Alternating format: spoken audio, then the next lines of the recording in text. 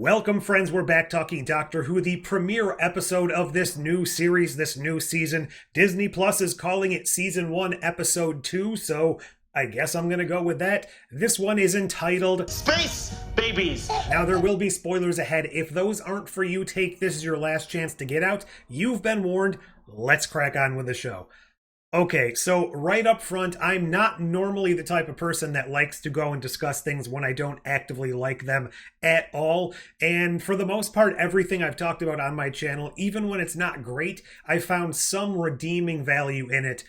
But this episode of Doctor Who, I've gotta be honest, I think you know. I really didn't like at all. There are a couple of elements that I did like, but they don't really have any relevance to the episode overall. And honestly, in my opinion, I have no idea what they were trying to get across or think about when they decided to premiere this as the brand spanking new introduction of the Doctor Who universe, trying to get all these new people in all the new markets to come and flock to this show. I don't think it's necessarily representative of Doctor Who as a whole, and as a story in and of itself, I don't think it's really a good grasping or coming on board point to somebody that is absolutely, completely knowledgeless of what Doctor Who is. So it just kind of baffles me that this is the one they kind of decided to throw at us at the very beginning, especially since, and normally I don't watch the next episode first before I do my reactions and reviews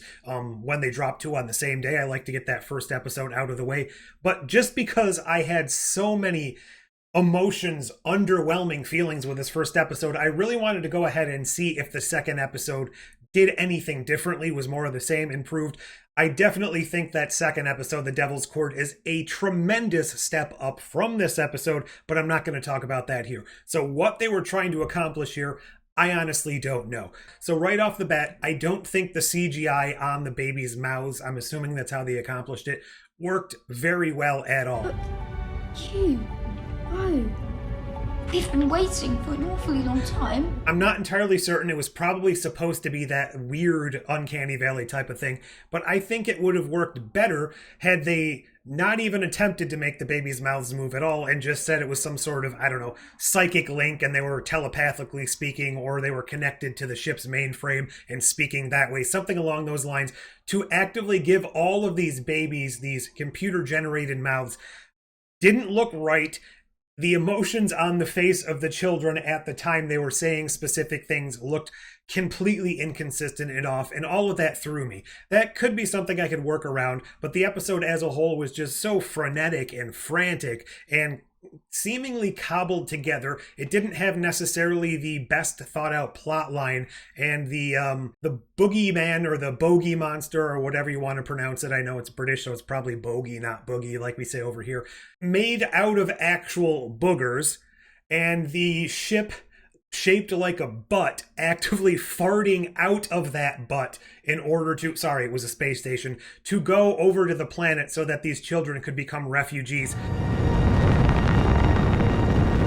I'm at a loss for what they were actually trying to go for here. The storyline, like I said, didn't do anything for me. The part that really intrigued me, and it's sad to say that if this does come to pass later on, it will sort of improve this episode in retrospect, but grand reveals later on down the line of Easter eggs or hidden components within an episode does not make that episode better as far as a standalone episode. If you need to go all the way to the end of the season to find out there were a couple of hidden clues in it, yes, that's going to make the overall experience better, but that's not going to retroactively make this a fun and enjoyable episode, especially if you're just trying to pick and choose an episode to go out and watch. Those elements that I thought were seeded here pretty clearly, to some extent, really indicated that this was not happening at all. None of this episode actively actually happened within reality, and potentially none of this current series of Doctor Who is actually happening in the main universe. None of it's real, none of it's actually happening, and there are a couple of references in here that seem to kind of indicate that. The first big indication is when Ruby is concerned that stepping on a butterfly will change history and change the timeline and all of that stuff. Come here, butterfly, come here. And that's exactly what happens. I think by him saying that, he did summon the butterfly.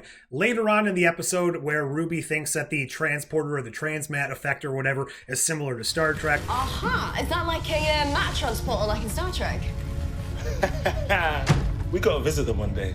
Not long after, the entire baby space station is kind of, sort of, possibly modeled after Star Trek. So the first thing that I thought was a bit interesting is the Doctor himself, this entire episode, is wearing this striped shirt with the 3 colors from Star Trek, the gold, the blue, and the red. Not entirely exactly the same, but similar enough that stood out to me, coupled with the other things. The baby costumes are kind of, sort of similar to these 3 colors, but the real icing on the top of the cake, no, cherry on top of the sundae, however that expression is supposed to go, comes later on when we see the original crew of this space station kind of leaving their final logs, their protest about being sent back home to leave these babies to fend for themselves, all that stuff.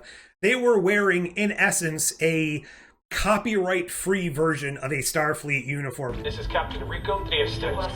Signing off 5656. Officer Gina Scalzi signing off. The same 3 main colors, the same shoulder little things going on. It was definitely like a sideways version of a Starfleet uniform that's not actively going to get them in trouble for using a real-to-life genuine Starfleet or Star Trek costume. That coupled with all of this weird stuff going on with the Doctor kind of being brought back to that time in the past where he met Ruby's mother, beckoning him, all of the snow kind of instantly appearing. I don't think anything that's going on right now is actively taking place in the real universe, or if it is, the entire universe has been actively altered and changed to follow new rules. Either case, none of this seems to be real, whether or not they're in a TV show or an altered delusion. For all I know, Ruby was generated in order to give to the Doctor to have this companion on all of these adventures that aren't actively happening either. Because the entirety of this episode, the babies were being pulled from their subconscious. They were both talking about their foundling status, their being alone in the universe, they're one of a kind. The creature in this episode isn't one of a kind, which also, I want to digress a little bit on that because the Doctor kind of had this little freak out moment where he was very, very concerned about destroying this monster. But if you go back and look at the actual explanation on what this monster is, it's not a real living thing. It's a construct of the computer to kind of keep these children engaged while they are growing up and maturing, because children need fear, they need stories. If that's the case, it's not a real thing.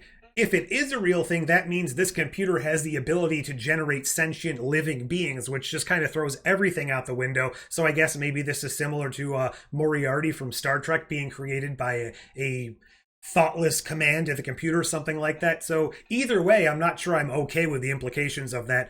But all of the stuff being generated in this episode leads me to believe this is all an altered state of reality. None of this is real. And we're going to find out at the end of the season, potentially at least, that this is all a grand illusion the Doctor has been set into, and everything he's encountering is just feeding into his emotions and his thought processes and all of that stuff. So whether or not that is the revelation, that seems to be all of the implications going on here. And that is the saving grace that actually gave me some stuff to chew on in this episode, because all of the storylines, all of the baby stuff was just so, I hate to use it, inane and juvenile and fart and poop jokes, and none of it really held a coherent thought together long enough to really sit with it and feel like this was a genuinely earned story from start to finish. And some of it was just moving so quickly that it's just, I don't know. I didn't really care for this episode, but the implications and the theorizing it allows me to do is the one thing that I actually do enjoy. What did you think about Space Babies?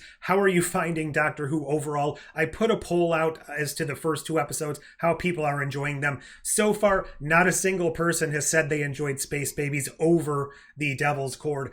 Maybe not even a divisive episode, just a clunker as far as a lot of people feel. Leave all your thoughts down below, like, share, subscribe, do all those fancy YouTube things. But until next time, No one else like me exists.